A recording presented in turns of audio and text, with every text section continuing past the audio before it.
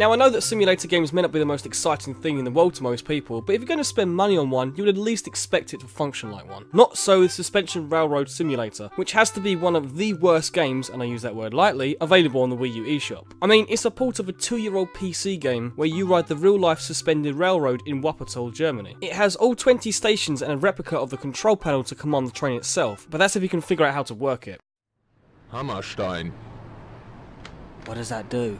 The moment you step inside the front of the train, you're met with a bunch of commands telling you which each button does, except that it's all been cut off by the windows, meaning you can't read what anything does. And pulling up the Wii U's external manual will only leave you with more questions than answers. Questions like, why doesn't the gamepad just become the control panel itself? You know, like one of those plastic attachments you can buy with typical simulator games. Instead, the gamepad is literally just what's displayed on the TV. And before you ask, no, the game doesn't support any other control setup. There has literally been zero effort and thought made into this port. It's barely a finished product. I mean, look at it. These are some pre-Dreamcast era level visuals right here. Not to mention the absolutely horrendous animation, insufferable load times, and the fact that the game suffers from constant slowdown.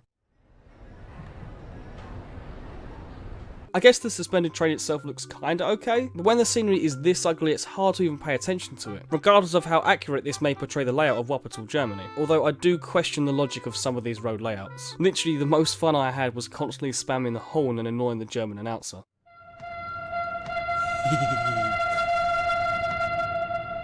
Hammerstein. There is absolutely no one on this planet that I would wish upon this absolute train wreck that is Suspension Railroad Simulator on Wii U. Even to the most die-hard of train simulator fans, or even of quaint German cities. Stay away. Although I hear the PC version is alright. I got this. What was that person? What are you doing?